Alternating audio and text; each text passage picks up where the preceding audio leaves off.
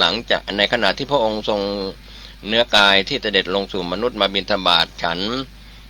ภัตตาหารแล้วแสดงธรรมอภิธรรมโดยย่อๆกับพระสารีบุตรแสดงโดยไม่ย่อการกับลูกศิษย์500 รูปแล้วพระพุทธองค์ก็เสด็จกลับไปยังสวรรค์ซึ่งในขณะนั้นพุทธนิมิตก็แสดงธรรมวิถาลนัยโดยอภิธรรมอยู่บนสวรรค์ซึ่งการเวลาของมนุษย์กับชาวสวรรค์นั้นก็คงจะได้ศึกษากันก็ในศัพท์ว่าพุทธนิรมิตหรือว่าพุทธนิมิตก็เป็นเรื่องเป็นอจินไตยไม่ควรคิดนะครับเป็นเรื่องของพุทธวิสัยของพระพุทธเจ้าหลังจากพระองค์ทรงกระทำเช่นนี้ตลอด3 เดือนไตรมาสในพรรษาที่7ก็เมื่อจบพระธรรมเทศนาอภิธรรมพระนางสิริมหามายาซึ่งเป็นเทพบุตรหรือว่าสันดุสิตเทพบุตรซึ่งเป็นพุทธมารดาก็ได้บรรลุโสดาบันหรือว่าโสดาปัตติผลพร้อมกับเหล่าเทวดาและพรหมทั้งหลายเป็นจำนวนมากนี่แหละเป็นที่ไปที่มาของการเสด็จลงจากสวรรค์ในวันแรม1 ค่ำที่ออกพรรษาในพรรษาที่7ก็พระพุทธองค์ทรงแสดงอภิธรรมโปรดพุทธมารดาแล้วในพรรษาที่7ออกพรรษาแรม1 ค่ำซึ่งเป็นวันมหาปวารณาก็เสด็จลงสู่เมืองมนุษย์ก็มีท้าวสักกะเทวราชคือพระอินทร์ก็กล่าวว่ามหาบพิตรอาตมาภาพจะไปสู่ถิ่นมนุษย์ท้าวสักกะจึงเนรมิตบันไดทองอยู่ทางเบื้องขวาสำหรับหมู่เทวดาเป็นบันไดเงินอยู่ทางเบื้องซ้ายสำหรับหมู่มหาพรหมเป็นบันไดแก้วอยู่ในท่ามกลางสำหรับพระมีพระภาคเจ้าพระพุทธองค์รับยืนอยู่ณยอดเขาสิเนรุทรงเปล่งฉพันรังสีจากพระวรกาย6นะครับออกจากพระวรกายสถานที่พระองค์ทรงแลดูแล้วได้เห็นเนินอันเดียวกันเรียกว่าพรหมโลกก็ทรงดูแลอยู่ข้างล่างสถานที่นั้นได้เป็นเนินเดียวกับ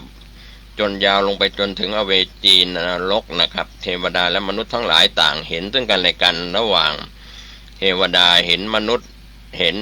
สัตว์อบายชนทั้งหลายก็เรียกว่าด้วยพุทธบารมีของพระพุทธองค์นะครับที่ทำให้การเสด็จลงจากสวรรค์ชั้นดาวดึงส์ยังเมืองสังกสานครยังเมืองมนุษย์ในสมัยนั้นเรียกว่าพระเจ้าเปิดโลกทั้ง3ก็คือโลกเทวดาโลกสวรรค์โลกมนุษย์แล้วก็สัตว์อบายก็เห็นซึ่งกันและกันก็เรียกว่าเป็นพุทธานุภาพ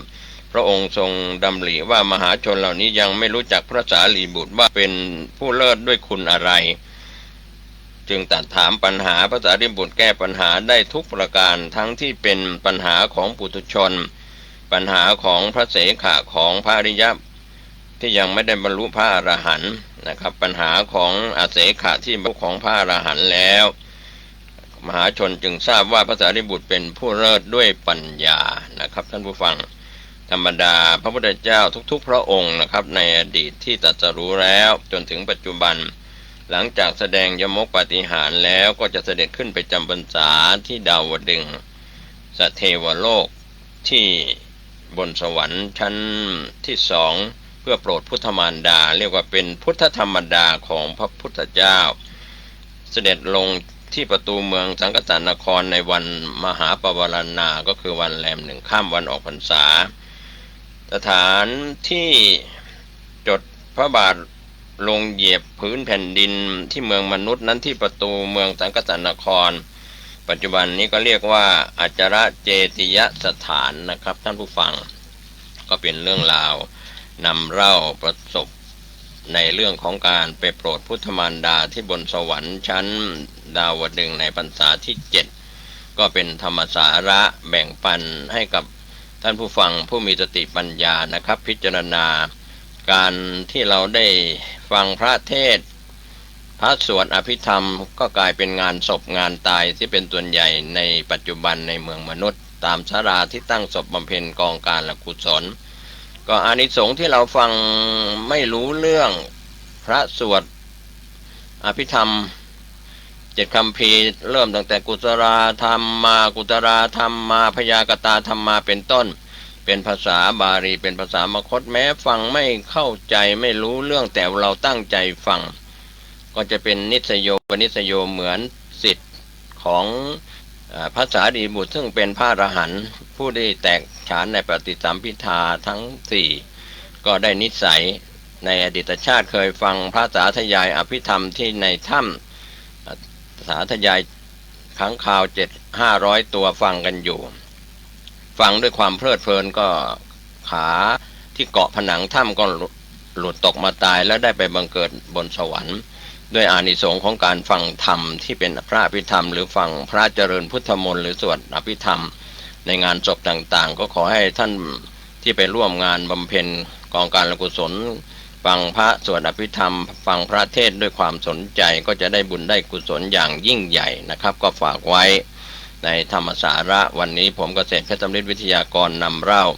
ในธรรมสาระถือว่าก่อเกิดประโยชน์กับท่านผู้ฟังและก็มนุษย์อมนุษย์ทั้งหลายได้ยินดีได้อนุโมทนาสาธุการสุขกายสุขใจวันนี้และวันหน้าโดยทั่วหน้ากันสวัสดีครับ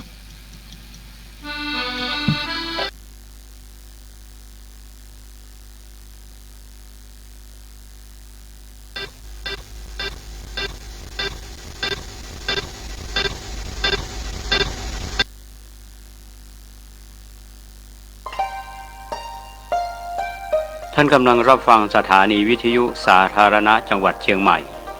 คลื่นพัฒนาคุณภาพชีวิต FM 92.25 เมกะเฮิรตซ์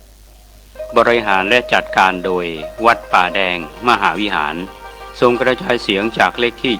71 หมู่ที่ 14 บ้านใหม่หลังมอตำบลสุเทพอำเภอเมืองจังหวัดเชียงใหม่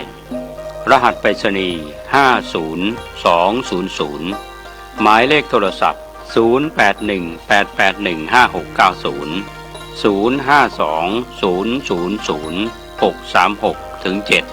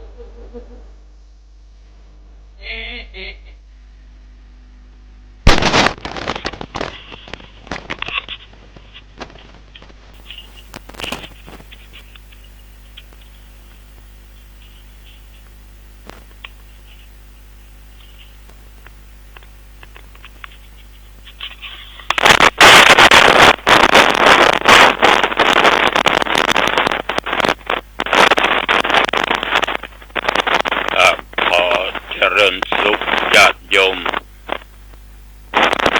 ท่านผู้ฟังทั้งหลายทุกท่านทุกคน วันนี้รายการปกิณกะแห่งธรรมะอาตมาภาพก็นำมาพบปะกับญาติกับโยมท่านผู้ฟังทั้งหลายอีกเช่นเคยก็มาปะกันเป็นประจำทุกวันในเวลาเดียวกันนี้ เวลาไก่ขันตั้ง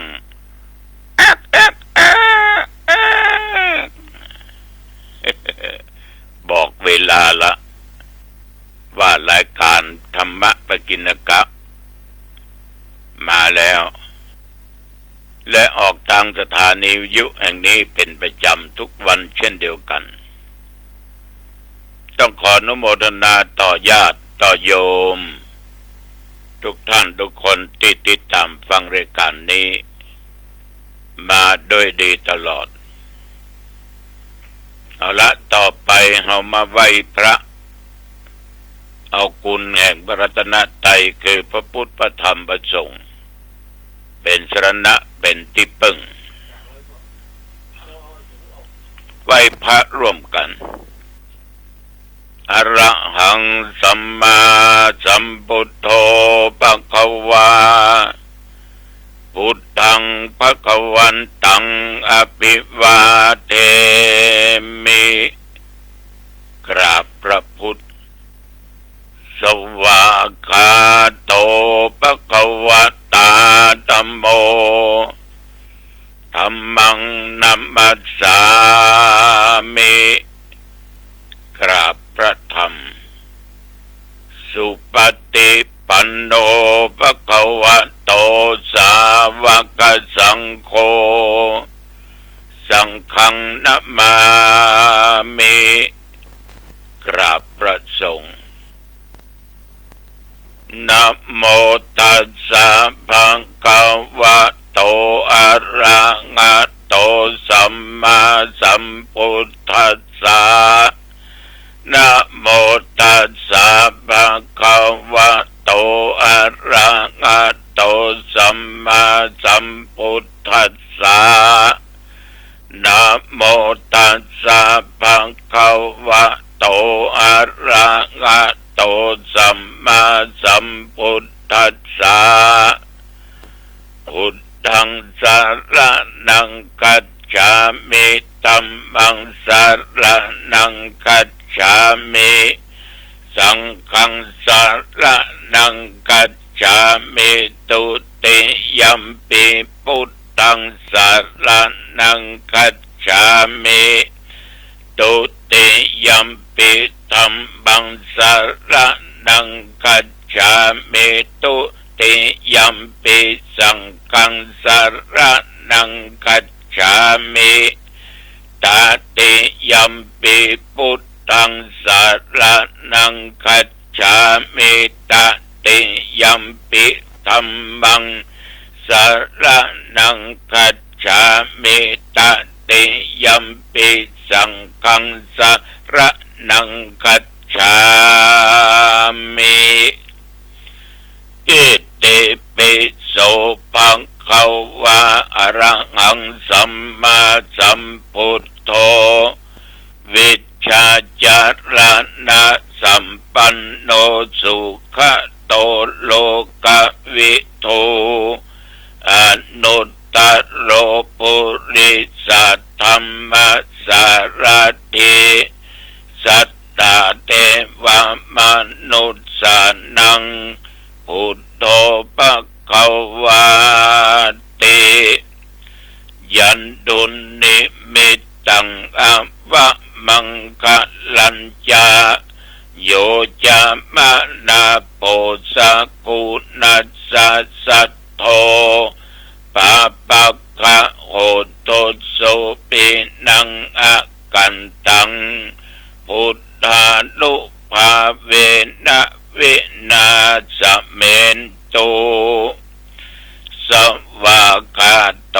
ภะคะวะตาธัมโมสันติติโกอะกาลิโกเอหิปัสสิโกโอปันนะเยโกปัจจตังเวทิตโพ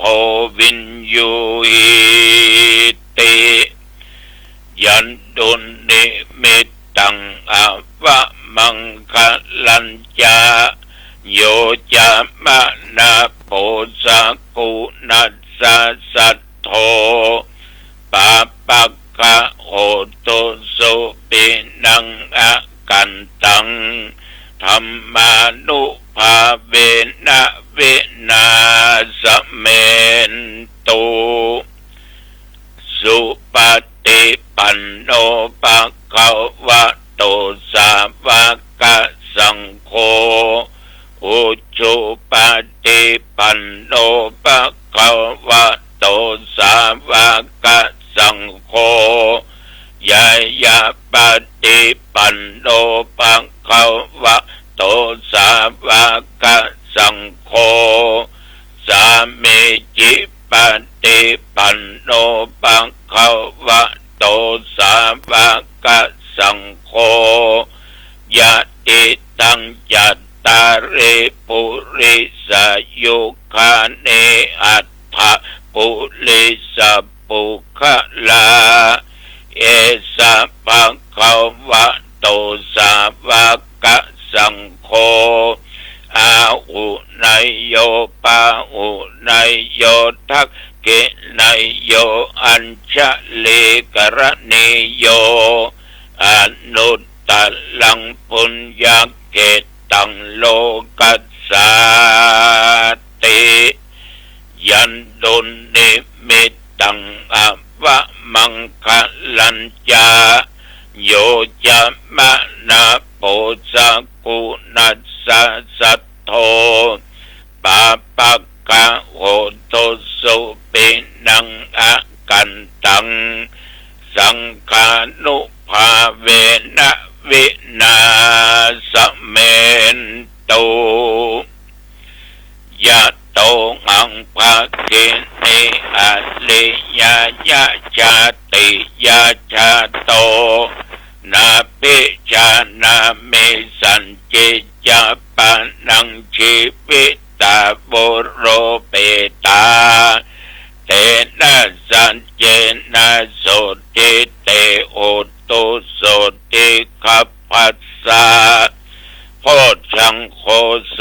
ติสังฆาโตธัมมะนังวิจโยตถาวิริยัมปิติปัสสติโพชังคาจัตตถาปะเลสัมมาทุเปกะโพชังคาสัตเตติสัพพทักษินา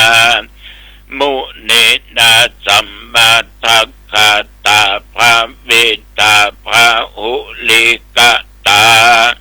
สังวัตตันติอาปิญญายะนิพพานายะจะโพธิยาเอเตนะสัจจวัจเจนะสุทิเตโอโตสัพพทา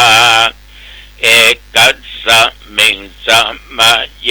นะโตโมกันลานัญจะกัสสะปังคิลาเนตุกิเตติสะโพชังเคสัตตะเทสัญเยเตจะตังอภินันติตวโรคามุตจิงสุตังคะเนเอเตนะสัจจะวัจเจนะโสติเตโหตุสัพพทาเอ เอกทานธรรมราชาปิเท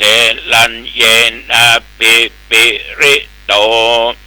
จุนตัตติเลนะตัญเยวะปนาเปตวานาสัทะลังสัมโมติโตวาจาอาภาธาตัมมาบุตธาสิตานาโสเอเตนะสัจจะวัจเจนะโสติเตโอตุสัพพะทาปะเยนะติจาอาภาธาตินันนัมปิมะเยสินังมัคคะอัตตะกิเลสวะปัตตานุปปติธัมมะตังเอเตนะสัจจะวัจเจนะโสติเตโอตุสัพพะทาสักกัตตัวพุทธะละตานังโอสัตถังอุตตมังวะลังกิตังเตวามนุสสานังพุทธะเตเชนะโสตินานัสสันตุปัตถวาสัพเปตุขาวุปัสสะเมนตุเตสักกัตตัวธรรมรัตนังโอสัตถังอุตตมังวะลังปะลิลาอุปัสสะมานังธรรมเตเชนะโสตินานัสสันตุปัตถวาสัพเปพยาวุปัสสะเมนตุเตสักกัตตัวสังขารตนังโอสัตถังอุตตมังวะลังอาอุนัยยังปะอุนัยยังสังฆเตเชนะโสตินานัสสันตุปัตถวาสัพเปโรกาวุปัสสะเมนตุเตนัตถิเมสรณังอัญญังพุทโธเมสรณังวะรังเอเตนะสัจจะวัจเจนะโหตุเตชัยยะมังคะลังนัตถิเมสรณังอัญญังธัมโมเมสรณังวะรังเอเตนะสัจจะวัจเจนะโหตุเตชัยยะมังคะลังนัตถิเมสรณังอัญญังสังโฆเมสรณังวะรัง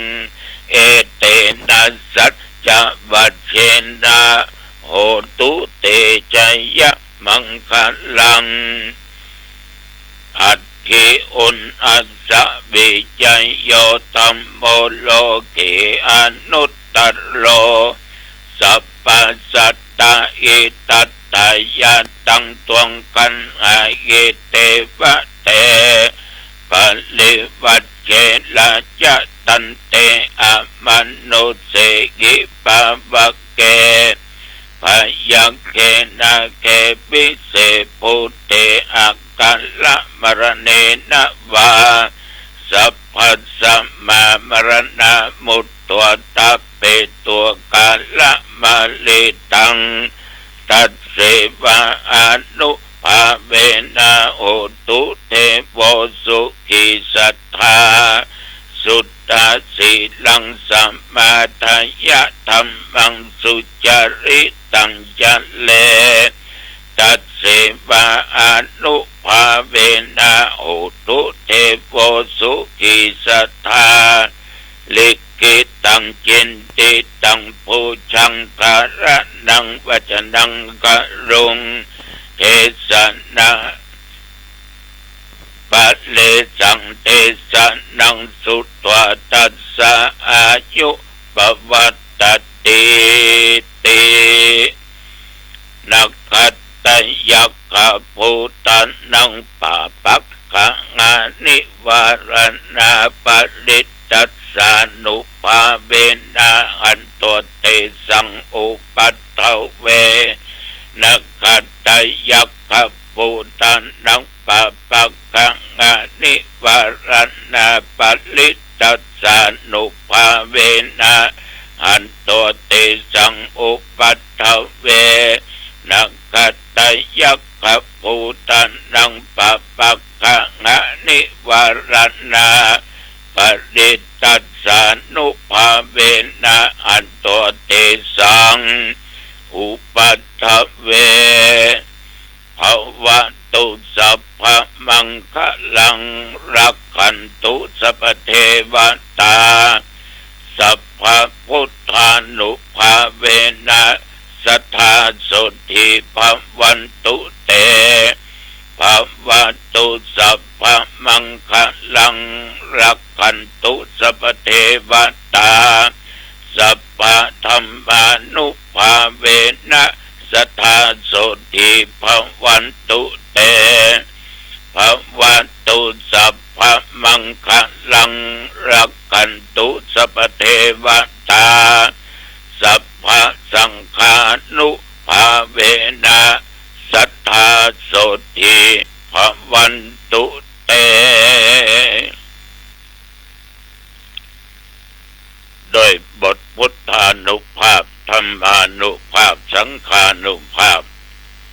บทสาธยายมนต์พุทธังคะปริยยะโตหังยันตุนิมิตังสักกตัวนัตถิเมสรนังอัญญังอัตถิอุณสะวิจโย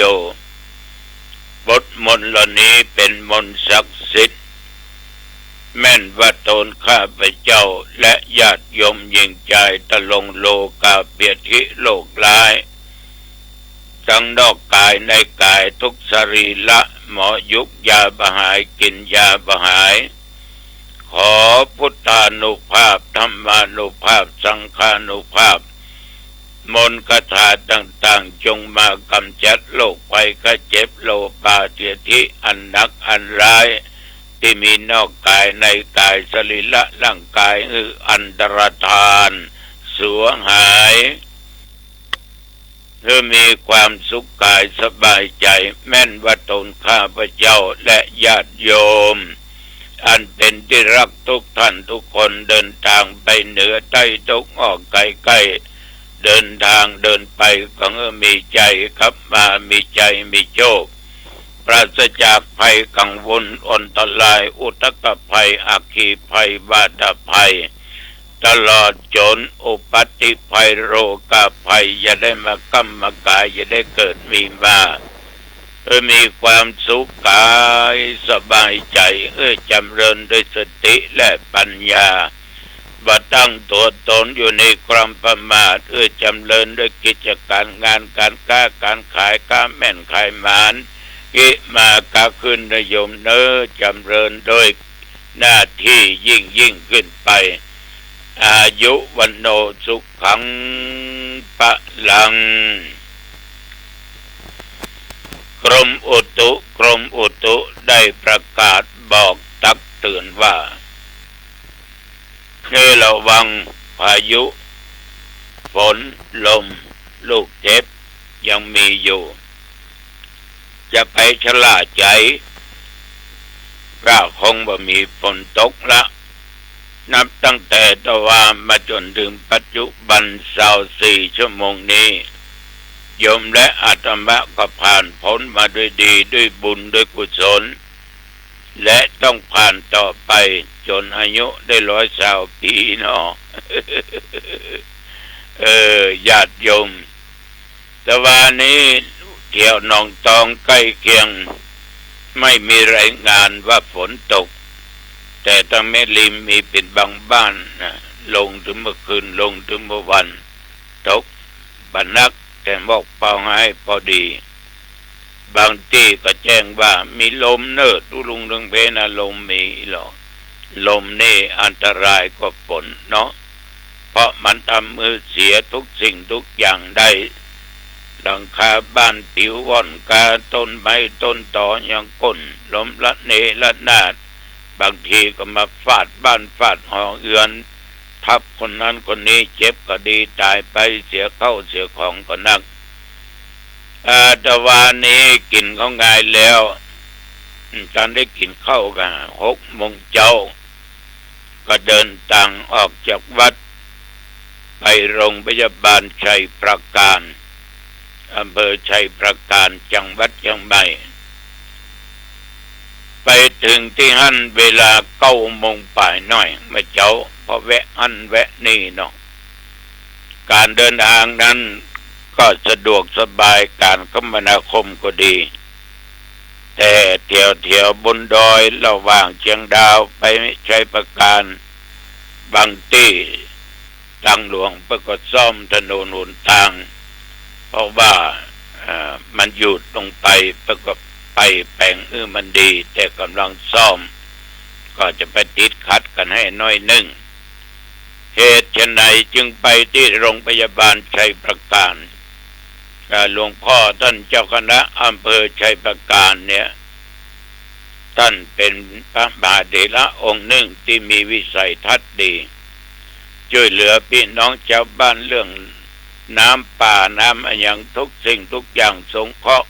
บอกว่าการศึกษาบอกว่าคนเจ็บคนไข้คนป่วย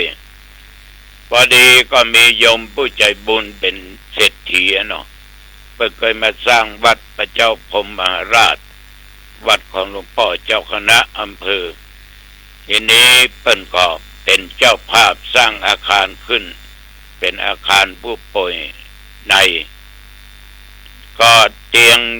นอนอยู่12 เตียงด้วยกันทำเป็นอาคาร2 ชั้นงบประมาณ18 ล้านของบุญโอ้ผู้ใจบุญแต่สร้างห้องยาอำนวยความสะดวกคือแก่พี่น้องชาวบ้านที่เจ็บไข้ได้ป่วยแล้วก็นอกจากนั้นก็ยังมีญาติมีโยมรับกันเป็นห้องไปแดมอันนี้เป็นประกาศแต่ว่ายินดีกับท่านพระครูเป็นอย่างมากและต้องขออนุโมทนาต่อท่านพระครูเป็นอย่างมากโรคภัยไข้เจ็บเนี่ยญาติโยมมันก็เหมือนเครื่องโยนก็ดีของที่เข้าใจก็ดีมันก็ย่อมลุย่อมเสียก็มีที่ซ่อมเนาะโรงพยาบาลก็มีที่ซ่อมคือเจ็บเป็นยังเขาก็ไปหาหมอที่อยู่ห้องยาเพื่อก็ตรวจดูรักษาถึงยาฉีดยากินยาใจตลอดจนผ่าตัดการนั้นนี้ท่านทั้งหลายเขาก็มีชีวิตสืบต่อมาเหมือนกับอาตมาภาพตุเจ้าวันหงตองเนี่ยต้องเข้าห้องยา4 เตื้อละในชีวิตถ้าจะนับย่อยหลายเตื้อเนื้อเฮ้ยเมนเตื้องนะลุต้องญาติโยมโอ้โหลุแต่มันเรียกว่ามันอย่าขนาดนักก็รู้ว่าไปกินผิดนะกินอาหารที่มันผิดเป็นนอนองยาแอ่งแมงอยู่ได้2 วัน 2 คืนออกมาก็ยังลุอยู่กินยาบหายก็มาหายและแคระเมื่อคืนก็ฝันเนาะมันบอกว่าเอาใบเอาหนังกอเอาสีเสียดแล้วก็เอาใบผักตำลึงเนี่ยกำแล้วก็กำจนแน่น1 กำปาดหัวปาดท้ายแล้วใส่ถึงหนังกอใส่ถึงสีเสียดนะแล้วก็มีใบมะกอกตัวเอาไปต้มหม้อเดียวหายแซ่บกว่าหม้อเดียวหายแซ่บเว้ยมันจะมากึดดูมันก็ต้องหายเนาะใบมะกล้วยกาแทนใบมะกล้วยกาใบมะกอผักแคบแล้วก็หนังกอ4 อย่างตะกี้นั่นที่สีเสียดนะเอาลงไปหน่อยมันไปดูแล้วก็ของฝาดทั้งนั้นลงหมดนั่นนะแล้วของที่ระบายนั้นก็คือผักแคบญาติโยมใบตำลึงเนี่ยใบตำลึงหรือผักแคบนี่ถ้าคนบรรลุกินนี่รู้เนาะกินรู้แต่หมดนั้นหนังกอมันก็ฝาด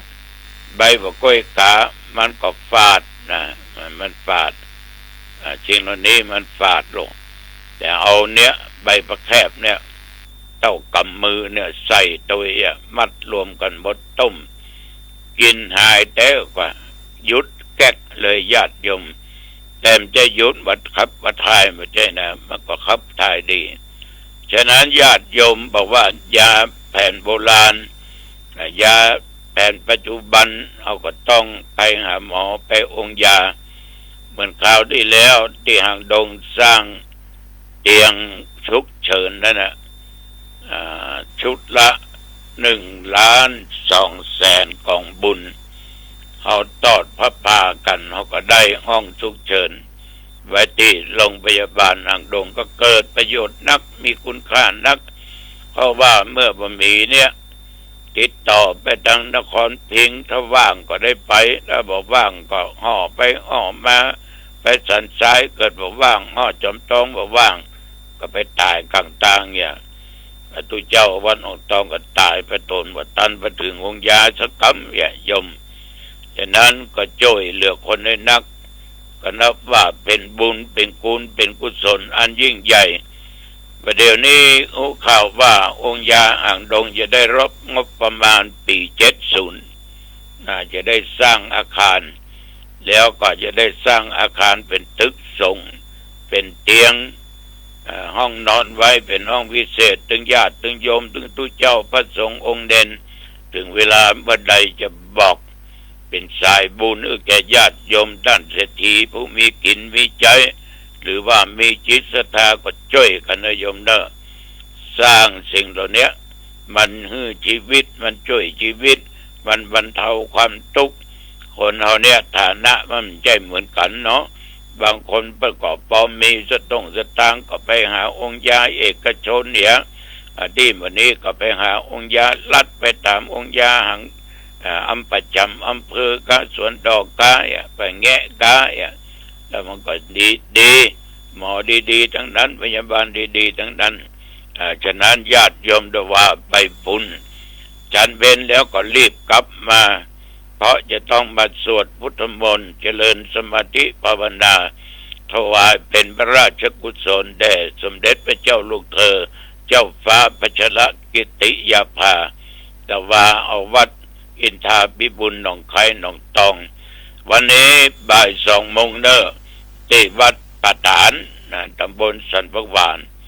บ่าย2 โมงวันนี้ญาติโยมที่อยู่ใกล้ๆปากันไปเนอะนุ่งชุดดำเนี่ยเนอะพอออกไม่ออกเนอะนุ่งชุดดำหรือเรียบร้อยปากันไปร่วมสวดมนต์และเจริญจิตภาวนาถวายเป็นพระราชกุศลแด่สมเด็จพระเจ้าลูกเธอเจ้าฟ้าพัชรกิติยาภา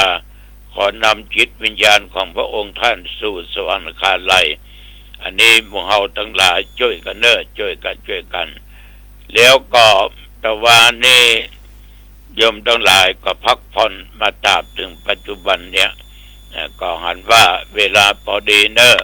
อยู่ดีมีสุขเนอะพอออกไม่ออกเนอะอยู่ดีมีสุขอายุวันโนสุขังพลังพบกันใหม่โอกาสหน้าเจริญพร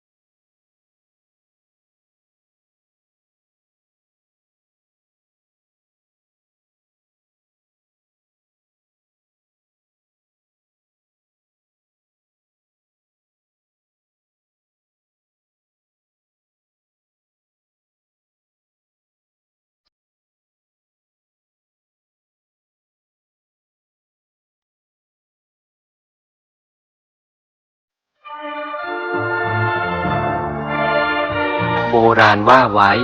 ลักษณะของคนที่มีบุญเก่ามาเกิดสังเกตได้ง่ายๆจากสิ่งเหล่านี้และถ้าคุณมีมากกว่าหนึ่งข้อคุณก็คือคนที่มีบุญเก่าติดตัวมาจากอดีต 1. คนที่มีอายุยืนเพราะในอดีตไม่ทำร้ายใครไม่ทำร้ายสิ่งมีชีวิตทั้งหลายผลบุญก็เลยส่งผลมายังปัจจุบันทำให้อายุยืนยาวกว่าใครๆ 2. คนที่มีพลานามัยสมบูรณ์เพราะในอดีตนั้นคนเหล่านี้มักจะให้ทานด้วยข้าวปลาอาหารมากมายในชาตินี้ก็เลยมีสุขภาพที่ดีกินข้าวได้อิ่มนอนหลับได้อย่างสบาย 3. คนที่มีผิวพรรณดีเพราะในอดีตนั้นได้รักษาศีลและให้ทานด้วยเสื้อผ้าเครื่องนุ่งห่มในชาตินี้ก็เลยมีผิวพรรณที่เปล่งปลั่งสดใสรูปงามกว่าใครๆ 4. คนที่ไม่เจ็บไม่ป่วยเพราะในอดีตนั้นไม่รังแกใครไม่ยุ่งเรื่องของใครไม่ทำสิ่งไม่ดีกับคนอื่นในชาตินี้ก็เลยมีร่างกายที่ดีและสมบูรณ์ครบ 32 5. คนที่มีอำนาจมีคนเกรงใจเพราะในอดีตนั้นมีมุทิตาจิตใครทำความดีก็อนุโมทนาให้ไม่อิจฉาริษยาใครในชาตินี้ก็เลยมีคนนับหน้าถือตามีอำนาจมีบริวารมากมาย 6. คนที่ฉลาดและมีสติปัญญาเป็นเลิศเพราะในอดีตคบแต่คนมีความรู้คบบัณฑิตคบแต่คนดีๆฝึกสมาธิเจริญปัญญาอยู่เป็นประจำในชาตินี้ก็เลยเป็นคนฉลาดหัวไวมีสติปัญญาเป็นเลิศ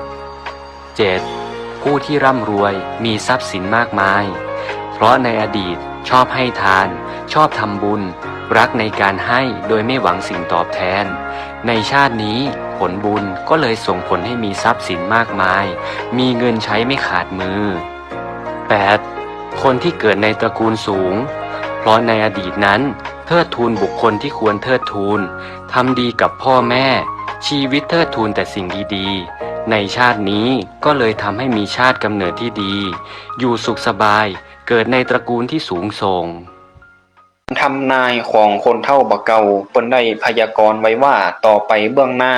บัดแตงลายจะขึ้นก้างจ้างจะเล่นกีฬาปลาจะติดคุกคนตุกจะรวยควายจะขี่รถข้าวโพดจะกินหมูปูจะขึ้นเครื่องบินดำทมินจะมีก้าป้าจะได้เลี้ยงหลานอาจารย์จะเมาเหล้าตุเจ้าจะเอาเมียเฮือจะมีตีนเครื่องบินจะออกลูกของถูกจะกลับมาแปลงของแดงจะเป็นของขาวสาวๆจะเอวหาบ่าวนักข่าวจะรุ่งเรืองสีเหลืองจะเหลือน้อยจะใส่ซอยแผ่วข้อตีนของกินบ่ต้องได้ทำฝนตกหำบ่ท่ากว่าเปี้ยควายเผือกจะบ่มีหื้อหันลูกหลานจะออกซ่าหาจะลงมากินมีตีนบ่ท่าได้ย่างห้อมตางบ่มีคนไต่มองใหม่บ่มีคนต่ำเสือลายดำจะสุ่นปื้นบ้านฝูงแรดจ้างจะอยู่บนหลังคาปูป๋าจะดาดดื่นต้องอึงบ่ตันได้ปองบวกน้องจะเป็นปิดสัตว์ปีกจะหนีไก่นกยางตีนใสจะกินบะแห่พ่อแม่จะอยู่ลุ่มลูกคนหนุ่มจะอยู่ตังบนซาเปาจะจนกันกลางอากาศคนฉลาดจะนอนดึงคนซึงจะไปหยาการ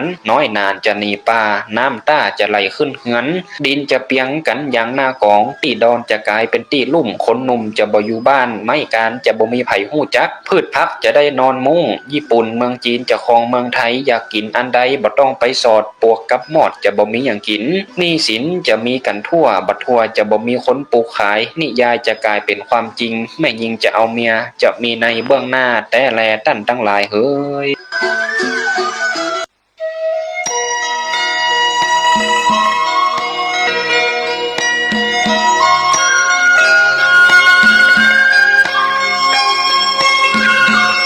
วันนี้ผมเกษตรเพชรสำริดวิทยากรได้รับปริศนาธรรมที่กล่าวไว้เป็นประโยชน์ต่อท่านผู้ฟังผู้เป็นบัณฑิตเป็นปราชญ์ที่ควรรู้ทั้งหญิงทั้งชายทั้งเด็กทั้งผู้ใหญ่ทั้งมนุษย์ที่เป็นเทวบุตรเทวดาอินพรหมยมยักษ์ก็นำสืบทอดถ่ายทอดกันให้เราได้รับรู้รับทราบกันวันนี้และวันหน้าคำสอนคำเตือนโบราณอาจารย์บัณฑิตว่าปริศนาธรรมข้อแรกทองแท่งจะไร้ค่าก็มีความหมายว่าพระธรรมคำสอนของพระพุทธเจ้าจะมีคนสนใจศึกษาก็เหลือน้อยเต็มทีผู้คนจะไม่เห็นคุณค่าทั้งพระสงฆ์สามเณรและฆราวาสก็เบื่อหน้าหนีพระธรรมคำสอนกับทั้งผู้คนก็ไม่นิยมเข้าวัดฟังธรรมเห็นวัดเป็นสถานที่ไม่น่าอภิรมย์เข้าวัดเพื่อไปเที่ยวแต่ไม่เห็นเนื้อแท้ของทองคำส่วนปริศนาข้อที่สองพระปฏิมาเป็นกากปุกก็มีความหมายในยุคปัจจุบันและในอนาคตว่าผู้คนจะมองว่าเป็นเพียงรูปเคารพเป็นเพียงอิฐหินดินปูนเป็นของประดับเริ่มไม่เคารพพระพุทธรูปและเริ่มเสื่อมศรัทธาในพระพุทธศาสนามากขึ้นกับทั้งมองว่าเป็นแค่วัตถุสิ่งของปริศนาข้อที่สามกรากเกลื่อนจะเพิ่มพูนก็มีความหมายในปัจจุบันและอนาคตว่าความชั่วเลวทรามของผู้คนและความมีมิจฉาทิฏฐิความเห็นผิดจะเริ่มลุกลามแผ่ขยายมากขึ้นกับทั้งความหยาบกระด้างและความมีนิสัยเถื่อนถอยของผู้คนจะลุกลามเป็นเหมือนกรากเกลื่อนที่ติดต่อกันได้จากพฤติกรรมเรียนแบบกันจะปรากฏให้เห็นจนดาดเดินไปทุกแห่งปริศนาธรรมข้อที่สี่พระพิรุณจะซบเซาก็จะเป็นเหตุการณ์เกิดขึ้นในปัจจุบันและในอนาคตว่าน้ำจิตน้ำใจของผู้คนในสังคมจะเหือดแห้งมากขึ้นจะมีแต่ความเห็นแก่ตัวเห็นแก่ได้กับทั้งฟ้าฝนก็จะแห้งแล้งไม่ตกต้องตามฤดูกาลปริศนาธรรมข้อที่ห้าผ้าเหลืองจะโดนย่ำก็มีความหมายว่าผู้คนในปัจจุบันและในอนาคตนั้นผู้คนจะไม่กลัวบาปกลัวกรรมเมามันกับการติเตียนดูหมิ่นดูแคลนพระสงฆ์กับทั้งพระสงฆ์สามเณรก็ไม่ตั้งอยู่ในศีลธรรมไม่เคารพรักธรรมนิยมใช้ผ้าเหลืองแสวงหาลาภจะหาผู้มีศีลมีธรรมก็เหลือน้อยปริศนาธรรมข้อที่หกตะกรวดดำจะเป็นเจ้าก็มีความหมายว่าคนในปัจจุบันและในอนาคตคนในตระกูลต่ำคนมีจิตใจต่ำทรามเมื่อเป็นใหญ่ครองอำนาจก็จะหลงในอำนาจหลงในอำนาจเหลิงในอำนาจจนพาบ้านเมืองเสียหายพาองค์กรเสียหายกับทั้งกินเงินหลวงไม่อายชาวบ้านคาบไปกินต่อหน้าต่อตาไม่เกรงกลัวคนเห็นปริศนาธรรมข้อที่เจ็ดดอกตูมโรยแต่เช้าก็มีความหมายว่าในปัจจุบันและในอนาคตเด็กผู้หญิงเริ่มมีคู่ตั้งแต่อายุน้อยยังไม่โตเป็นสาวก็เที่ยวหาคู่นอนปทุมยังไม่เป็นถันก็ได้เสียกันแล้วกับทั้งเอาใจออกห่างพ่อแม่ แก่แดดทั้งที่ยังเช้าอยู่ปริศนาธรรมข้อที่8หมาหัวเน่าพึ่งจะตอมก็มีความหมายว่าผู้คนในปัจจุบันและในอนาคตนั้นคนไม่ดีคนเนรคุณคนชั่วแต่สังคมจะยกย่องชมเชยหรือว่าชื่นชมกับทั้งเชื่อคำพูดคำปดมดเท็จของคนเหล่านี้ดุจพึ่งตอมกลิ่นพมรอันหอมปริศนาธรรมข้อที่9บุปผาจะเป็นหมันก็มีความหมายถึงผู้คนในปัจจุบันและในอนาคตว่าส่วนคนดีนั้นผู้คนจะพากันด่าสาดเสียเทเสียจนแทบแทรกแผ่นดินหนีคนทำดีคนจะไม่เห็นค่าทำความดีกับถูกต่อว่าจนต้องแอบทำดีเท่าไหร่ไม่มีคนเห็นแต่คนจะกลับนิยมชื่นชมคนมีอำนาจคนมีเงินว่าเป็นคนน่ายกย่องปริศนาธรรมข้อที่10คืนและวันจะสั้นเข้าก็มีความหมายว่าผู้คนในปัจจุบันและในอนาคตผู้คนจะเพลิดเพลินไปกับการเสพสิ่งบันเทิงกินเที่ยวช้อปปิ้งเล่นโซเชียลจนเวลาในแต่ละวันผ่านไปจนไม่รู้วันรู้คืนและวิถีชีวิตที่ทำงานแลกเงินจนหมดเวลาไปกับการงานไม่มีเวลาพูดคุยกับใครในครอบครัวเวลาในครอบครัวก็จะสั้นลงไปด้วยปริศนาธรรมข้อที่11นกน้อยจะลืมเหย้าก็มีความหมายถึงผู้คนทั้งหญิงชายทั้งเด็กทั้งผู้ใหญ่โดยเฉพาะคนรุ่นใหม่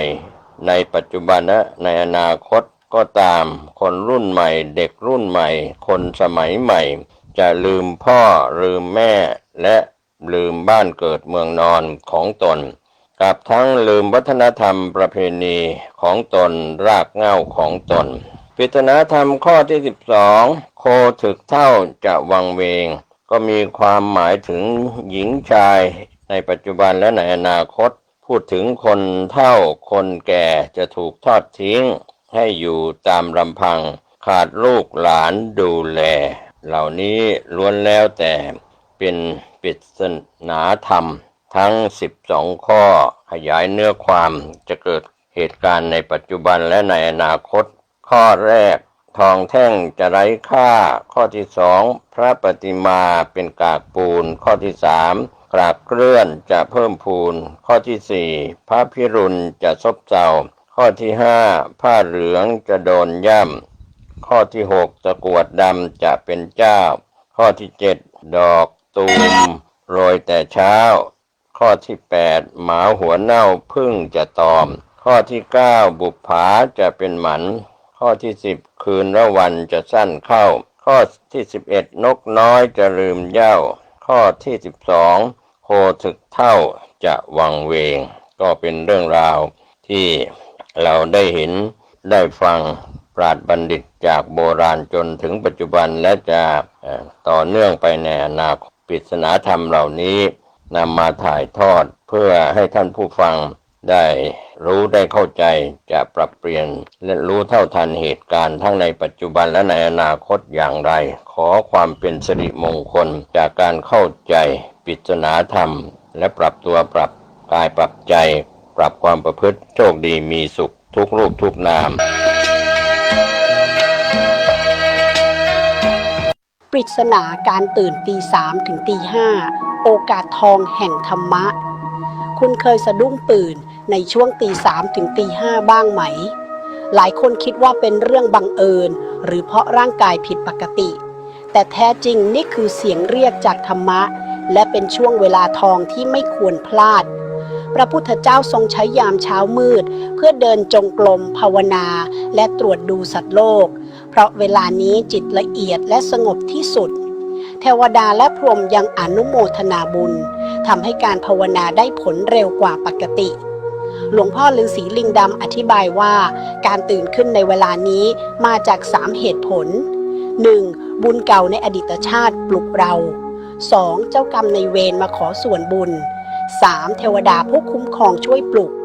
แม้แต่วิทยาศาสตร์ก็สอดคล้องเวลานี้ปอดทำงานดีที่สุดขึ้นสมองเข้าสมาธิฮอร์โมนสงบและสิ่งแวดล้อมเงียบสงัดเหมาะที่สุดสำหรับการเจริญสติและการภาวนาอย่างแท้จริง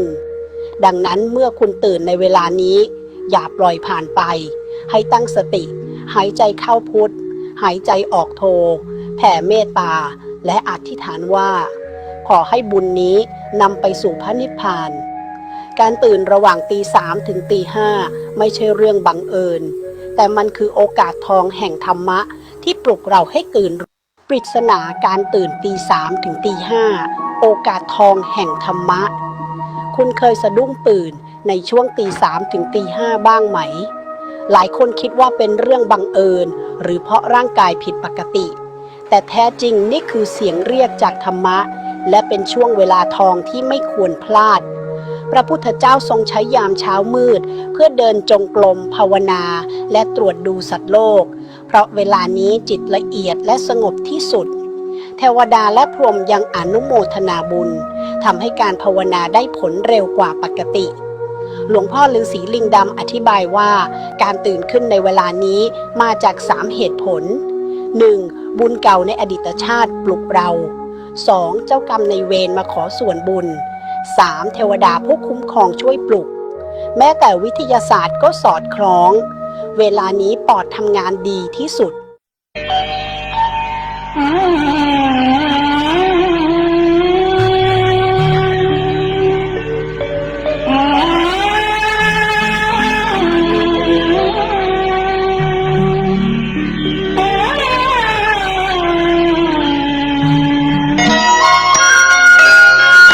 สวัสดีครับท่านผู้ฟังที่เคารพทางสายเอกดำเนินรายการโดยพระประชานาถมุนีเจ้าอาวาสวัดดอนจันทร์เจ้าคณะอำเภอกัลยาณิวัฒนาจังหวัดเชียงใหม่ท่านมีธรรมะเมตตากล่าวธรรมะดังนี้มีปัญญาให้ความสำคัญของร่างกายบุคคลที่มีปัญญาจึงรู้ว่าร่างกายนี้เป็นเหตุให้เกิดความชั่วความดี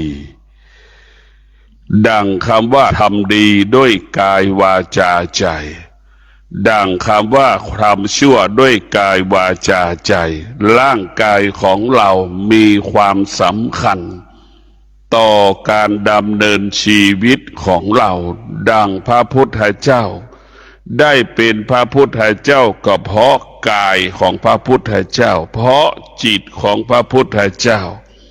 ผู้ที่มีปัญญาจึงเห็นกาย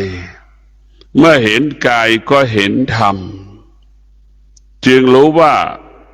ร่างกายของเราเป็นต้นกำเนิดของธรรมผู้ที่มีปัญญาจึงรู้ว่าร่างกายของเราเป็นต้นกำเนิดของทรัพย์สมบัติเราจะได้เงินกี่หมื่นล้านแสนล้านก็อยู่ที่กายของเราเราจะมีข้าวกินแต่ละมื้อก็อยู่ที่กายของเรากายของเราเป็นเครื่องมือของจิตจิตจึงเป็นผู้ที่ควบคุมกายของเราท่านทั้งหลายทั้งกายทั้งจิตมันเป็นสิ่งสำคัญคนส่วนมากก็จะเห็นเงินมากกว่าเห็นกายตัวเองคนส่วนมากก็เห็นสิ่งอื่นๆมากกว่ากายกับจิตตรงเองเห็นว่าเงินมันอยู่ที่นู่นรู้ว่าเงินมันอยู่ที่นี่นี่คือคนที่ขาดปัญญาจะเป็นเช่นนี้คนที่มีปัญญาจึงเห็นกายเป็นต้นกำเนิดของทรัพย์สมบัติกายของเราเป็นต้นกำเนิดทรัพย์สมบัติทรัพย์สมบัติมันอยู่ที่กายของเรากายของเรามีความสำคัญมีความสำคัญต่อการมีชีวิตอยู่แต่ละวันกายของเราต้องประกอบไปด้วยศีลสมาธิปัญญากายของเราต้องเอาศีลไปควบคุมทำดีด้วยกายทำดีด้วยวาจาทำดีด้วยใจ เพราะฉะนั้นพวกเราทั้งหลายเมื่อเราทำดีด้วยกายวาจาใจแล้วชีวิตของเรามันก็จะบรรลุเป้าหมายบุคคลที่เห็นกายว่ากายของเรานี่มันมีความสำคัญต่อการมีชีวิตอยู่ดังพระพุทธเจ้าทุกๆพระองค์จะต้องพึ่งพากายกับจิตศึกษาเรียนรู้กายกับจิตนี่แหละกายกับจิตก็ผัดกันเป็นครูเป็นอาจารย์พวกเราทั้งหลายโดยเฉพาะกายก็เป็นครูของจิตจิตก็เป็นครูของกายกายของเราจิตของเราก็เปรียบเสมือนช่างแกะสลักเปรียบเสมือนก้อนหินเราจะเห็นว่าช่างแกะสลักก้อนหินนั้นจะงดงามได้ก็เพราะช่างแกะสลักกายของเราจะมีค่าได้กายของเราจะเกิดความดีได้ก็อยู่ที่จิตของเราพวกเราทั้งหลายกายของเราจิตของเรามันต้องมีค่ามีราคามีความหมายในการสร้างความดีจึงเกิดคำว่าทำดีด้วยกายทำดีด้วยวาจาทำดีด้วยใจสำคัญที่สุดเราจะมีเงิน10,000 ล้านก็อยู่ที่กายกับจิตเราจะหมดเนื้อหมดตัวก็อยู่ที่กายกับจิตถ้ากายกับจิตมีสติมีสมาธิมีปัญญากายกับจิตนั้นก็อุดมสมบูรณ์ด้วยทรัพย์สมบัติปัจจัยสี่ถ้ากายกับจิตนั้นปราศจากศีลสมาธิปัญญาแล้วกายกับจิตนั้นก็ขาดแคลนปัจจัยสี่ขาดแคลนปัจจัยสี่ชีวิตนั้นก็ขาดคำว่าอุดมสมบูรณ์ชีวิตนั้นก็อยู่ยากลำบากท่านทั้งหลายได้โปรดพิจารณาว่าร่างกายของเราเมื่อเราเห็นกายเราจะต้องเห็นสมบัติอยู่ในกายของเราส่วนมากเราจะเห็นแต่ว่าสมบัติมันอยู่ตรงโน้นเงินมาอยู่ตรงนี้เราไปเห็นสมบัติเป็นของนอกกายและผู้ที่มีปัญญาจึงเห็นร่างกายเป็นสมบัติว่าร่างกายของเราเป็นสมบัติเราจะได้เงินกี่10 ล้านกี่100 ล้านกี่หมื่นกี่แสนก็เพราะกายของเราร่างกายของเราเนี่ยมันจึงเป็นต้นเหมือนเปรียบเหมือนต้นมะม่วงต้นมะม่วงจะออกดอกออกผลได้ก็อยู่ที่คนดูแลคนที่ดูแลก็คือจิตของเราเป็นผู้ดูแลร่างกายของเราจะสะอาดบริสุทธิ์ได้อยู่ที่จิตจิตนั้นจะต้องดูแลดังจิตดังคนปลูกมะม่วงคนปลูกมะม่วงต้องสนใจต้นมะม่วงก่อนที่มะม่วงจะออกดอกก็ต้องรดน้ำพรวนดินใส่ปุ๋ยตลอดเวลาพอถึงฤดูออกดอกมะม่วงก็จะอุดมสมบูรณ์ไปด้วยดอกแล้วว่าเมื่อออกลูกคนที่มีจิตคนที่ดูแลมะม่วงก็จะรู้แล้วว่ามะม่วงนั้นจะออกดอกเมื่อจะออกดอกก็ใส่ปุ๋ยบำรุงดอกพวกเราทั้งหลายเมื่อดอกมันออกแล้วมันจะดอกจะกลายเป็นเมล็ดเล็กๆลูกมะม่วงเล็กๆมันก็จะรู้จักวิธีปรับปรุงเปลี่ยนแปลงแก้ไขให้ลูกมะม่วงเล็กๆเป็นมะม่วงลูกมะม่วงที่โต ลูกมะม่วงที่มันอุดมสมบูรณ์งดงาม ได้เพราะฉะนั้นพวกเราต้องพิจารณาว่าจิตเป็นผู้รักษากายจิตผู้ดูแลกายกายของเรานี่สะอาดหมดจดผ่องใสด้วยจิตเราจะทำดีอยู่ที่กายของเราเมื่อจิตเรามีสติแล้วกายของเราจะต้องประกอบไปด้วยธรรมทุกลมหายใจถ้าจิตเราปราศจากสติแล้วกายของเรานั้นจะปราศจากธรรมไม่มีธรรมกายปราศจากศีลสมาธิปัญญากายได้กลายเป็นทำชั่วด้วยกายทำความชั่วด้วยใจทำความชั่วด้วยใจทำความชั่วด้วยวาจาท่านทั้งหลายได้พิจารณาว่าชีวิตของเรานั้นมันอยู่ด้วยธรรมแต่มันอยู่ด้วยธรรมธรรมะก็คือสติได้ละอยู่ด้วยธรรม เมื่อเรามีสติมันก็จะรู้ความจริงเห็นความจริงของร่างกายว่าร่างกายของเรามันเกิดความเสื่อมตลอดเวลาแต่ร่างกายของเราเกิดความเสื่อมจิตของเรามันเปลี่ยนแปลงแล้วมันแปรสภาพตลอดเวลาสิ่งที่มันชอบใจวันนี้มันกลับเบื่อหน่ายเห็นไหมพวกเราทั้งหลายสิ่งที่มันไม่เคยชอบมันกลับชอบนี่แหละคือจิตมันก็ยังเปลี่ยนแปลงโดยเฉพาะสภาวะจิตของเราได้มันเปลี่ยนแปลงตลอดลิ้นของเราก็ยังเปลี่ยนแปลงตลอดเวลาอาหารที่เรากินรสชาตินี้เวลานี้มันรสลิ้นเรายังไม่ชอบรสชาติเดิมเปลี่ยนแปลงอีกเนี่ยนี่แหละพวกเราต้องพิจารณาทุกอย่างมันอยู่ภายใต้การเปลี่ยนแปลงถ้าการเปลี่ยนแปลงใดๆประกอบไปด้วยสติสมาธิปัญญาการเปลี่ยนแปลงนั้นไปสู่ความดีงามไปสู่ความงอกงามถ้าการเปลี่ยนแปลงใดๆปราศจากศีลสมาธิปัญญาการเปลี่ยนแปลงนั้นจะทำลายชีวิตของเราเบียดเบียนชีวิตของเราจึงทำให้ชีวิตเราประสบปัญหาเกิดแต่ความทุกข์แต่ท่านทั้งหลายดั่งมนุษย์จำนวนมากเปลี่ยนแปลงชีวิตตอนผิดปกติก็หมายความว่าเราเกิดคำว่าเราทำงานบริษัทแล้วเกิดความขัดแย้งกับบุคลากรในบริษัทหรือขัดแย้งกับเจ้าของกิจการนี่แหละแล้วเราทำงานมาสัก4-5 ปีเราก็มีเงินนิดหน่อยที่พอจะเอาไปลงทุนได้เนี่ยมาพวกเราทั้งหลายมนุษย์ที่ขาดสติขาดปัญญาก็จะเปลี่ยนแปลงชีวิตตอนผิดปกติก็คือออกจากงานแล้วก็ไปหาอาชีพใหม่เงินที่ได้5 ปีก่อนจะเอาไปลงทุนเนี่ยมันไม่ประสบความสำเร็จในพวกเราทั้งหลายเพราะใจเราไม่สบายใจเพราะจิตเราขุ่นมัวจิตเราไม่ผ่องใสจิตเราก็จะเป็นผู้หลงคิดสิ่งใดก็หลงสิ่งนั้นใครพูดสิ่งใดก็ออกไปกับบุคคลนั้นหมดเพราะจิตเราไม่มีธรรมจิตเราไม่ยุติธรรมจิตเรามันจะลำเอียงไปกับความคิดที่เราคิดนี่แหละคืออานุภาพของที่เราขาดสติมันจะทำให้หลงทางหลงผิดไม่มีทางบ่อนจบสิ้นมนุษย์ที่มีสติมีปัญญาจะเปลี่ยนแปลงชีวิตตอนปกติก็หมายความว่ามีความสุขแต่ปกติก็มีความสุขสมบัติไม่มีค่าเงินไม่มีค่านะไม่ให้ค่าเงินสมบัติบุคคลที่มีสติมีปัญญาจะเปลี่ยนแปลงตอนที่มันมีความสุขมันมีพลังดั่งพายุ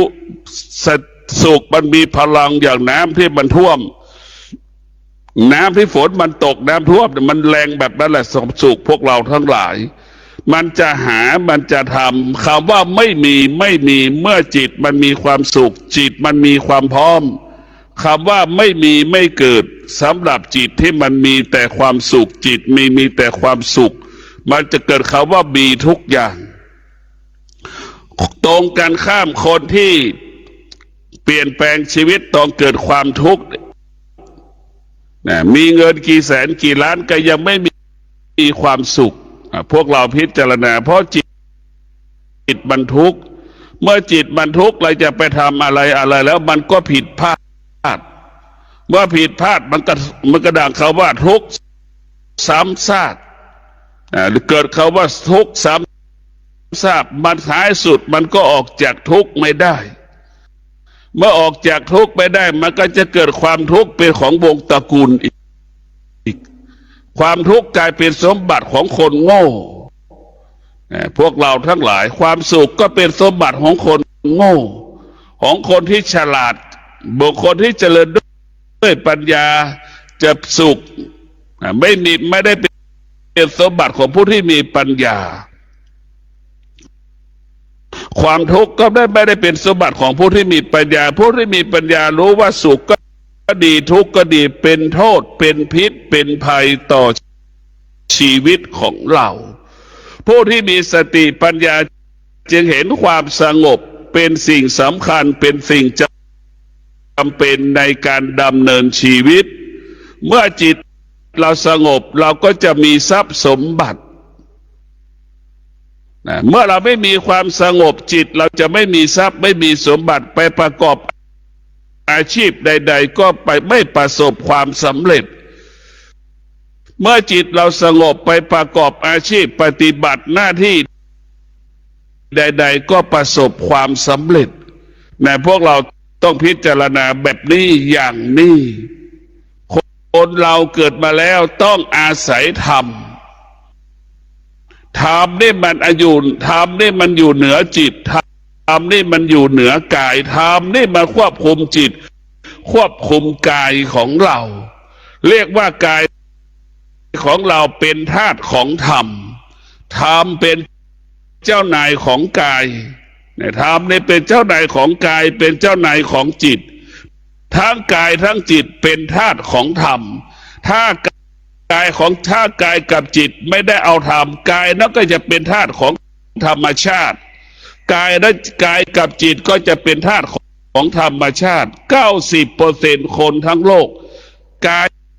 กับจิตเป็นธาตุของธรรมชาติคือธาตุของความสุขธาตุของความทุกข์มันเป็นธรรมชาติดังสัตว์ก็เป็นธาตุของความสุขความทุกข์มนุษย์ก็เป็นธาตุของความสุขความทุกข์แต่ผู้ที่มีสติผู้ที่มีปัญญาจะพึ่งพาธรรมจะอาศัยธรรมเอาธรรมนั่นคือเอาธรรมก็มาเป็นความสุขเอาธรรมนั่นมาเป็นความสุขของธรรมก็คือความสงบเมื่อความสงบมันเกิดมันจะไม่มีความทุกข์พวกเราทั้งหลายเมื่อสงบมันจะไม่มีความทุกข์เมื่อสงบแล้วมันก็ปราศจากความสุขของธรรมคือสุขไม่มีตัวไม่มีตนสุขปราศจาก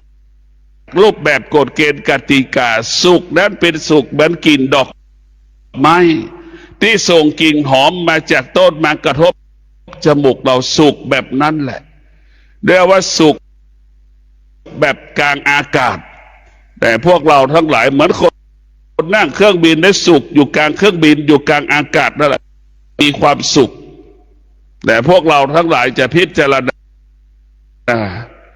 คนที่มีสติคนที่มีปัญญาจะให้ความสำคัญว่าความสงบเป็นสิ่งที่มีค่าเป็นสิ่งที่มีความหมายต่อกายต่อจิตกายเราจะมั่นคงจิตเราจะมั่นคงอยู่ที่ความสงบความสงบกายเป็นอาหารของจิตความสงบกายเป็นอาภรณ์ของกายความสงบกายเป็นเครื่องประดับของกายความสงบกายเป็นแสงสว่างของจิตจึงรู้ว่าความสงบนี่แหละที่เป็นทำให้นั้นจิตนั้นสงบได้เพราะความสงบกายสงบได้ก็เพราะความสงบพวกเราทั้งหลายความสงบจะเกิดขึ้นได้ต้องอาศัยศีลสมาธิปัญญาศีลสมาธิปัญญาจะเป็นผู้สร้างความสงบและรักษาความสงบเป็นผู้สร้างความสงบและก็รักษาความสงบเราต้องพิจารณาแบบนี้อย่างนี้เราจะไปเห็นสิ่งอื่นเราต้องกลับมาสนใจร่างกายของเราเจ็บป่วยนี่เราเจ็บป่วยก็รู้ว่ามันเจ็บป่วยไอ้ความเจ็บปวดของร่างกายที่มันเกิดขึ้นขนาดหนึ่งเวลาหนึ่งมันไม่ได้เกิดขึ้นตลอดเวลามันไม่ได้เกิดขึ้นตลอดเวลาเราจงพิจารณาว่าความเจ็บปวดนั้นไม่สามารถคงสภาพเดิมได้มันไม่สามารถคงสภาพเดิมได้มันเปลี่ยนแปลงตลอดเวลาให้เราเข้าใจว่าสิ่งเหล่านี้มันเป็นอนิจจังทุกขังอนัตตาสิ่งเหล่านี้มันไม่เที่ยงมันเป็นสิ่งที่ควบคุมไม่ได้ธรรมะของพระพุทธเจ้านั่นเป็นสิ่งที่มีค่าเป็นสิ่งที่ประเสริฐมันคงสภาพเดิมเป็นอมตะเรามีความอดทนเราก็มีกินเรามีความอดทนกายวาจาใจเราก็สงบเรามีความอดทนเรา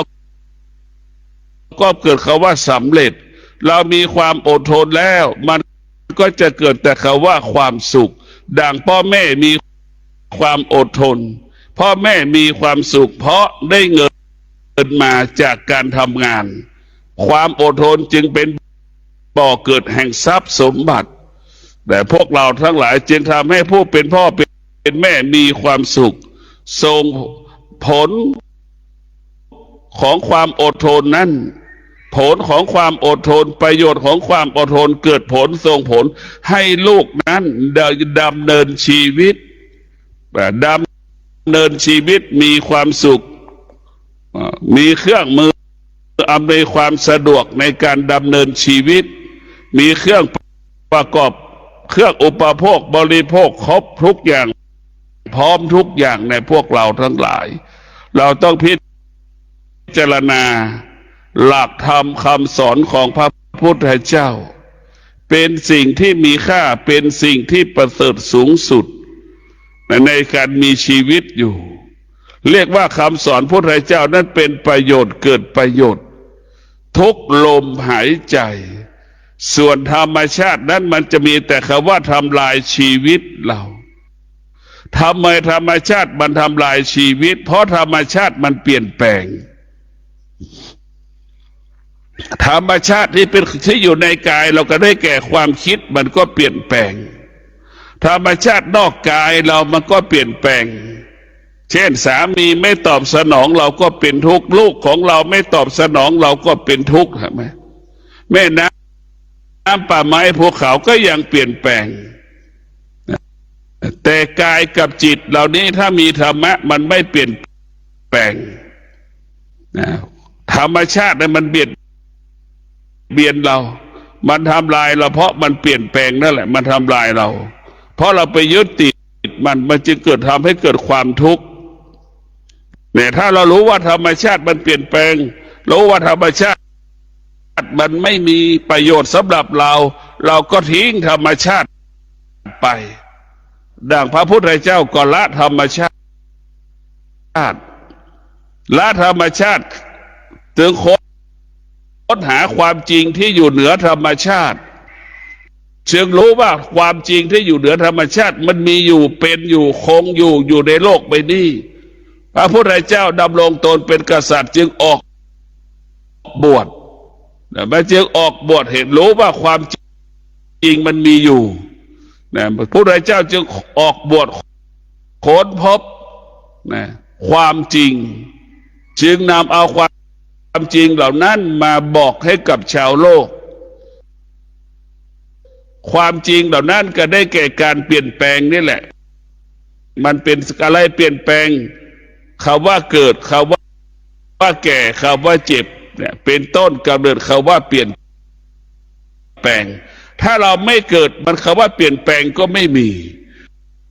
คำว่าถ้าเราไม่เกิดคำว่าทุกข์ก็ไม่มีสุขก็ไม่มีถ้าเราเกิดแล้วมันจะมีสุขมันจะมีทุกข์ดังคำว่าเกิดก็เป็นทุกข์เห็นไหม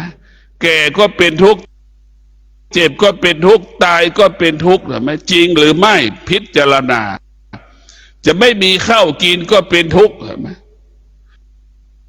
มีเงินมากก็เป็นทุกข์ไม่มีเงินมากก็เป็นทุกข์มีกินไม่มีกินมันเป็นทุกข์หมดมันไม่มีตรงไหนเกิดคำว่าคงสภาพความสุขเป็นอมตะมันไม่มีชีวิตของเราในความทุกข์มีบทบาทเราสัมผัสกับความทุกข์มากกว่าความสุขแต่พวกเราทั้งหลายเราสัมผัสกับความทุกข์มากกว่าความสุขเราคุ้นเคยความทุกข์มากกว่าความสุขพวกเราจะเห็นได้ว่าความทุกข์นั้นเป็นผู้ที่มีบทบาทต่อสภาวะจิตของเราพวกเราทั้งหลายถามว่าทุกข์เกิดจากอะไรทุกข์เกิดจากขาดสติเมื่อขาดสติมันก็ขาดสมาธิขาดปัญญามันจึงเกิดคำว่าทุกข์ซ้ำซากมันจะเกิดคำว่าทุกข์ซ้ำซากผิดพลาดซ้ำซากขาดทุนซ้ำซากขาดทุนแล้วขาดทุนอีก ไม่ประสบความสำเร็จเพราะเราขาดสติขาดสมาธิขาดปัญญามันจึงนำมาซึ่งสารพัดปัญหาเหตุการณ์ต่างๆจึงทำให้เราเกิดความทุกข์ทั้งสิ้นแต่ท่านทั้งหลายกลับมาสนใจว่ากายของเราประกอบไปด้วยธรรมจิตของเราประกอบไปด้วยธรรมกายของเราจะมั่นคงจิตเราจะมั่นคงเหมือนบ้านที่มีเสาบ้านจะ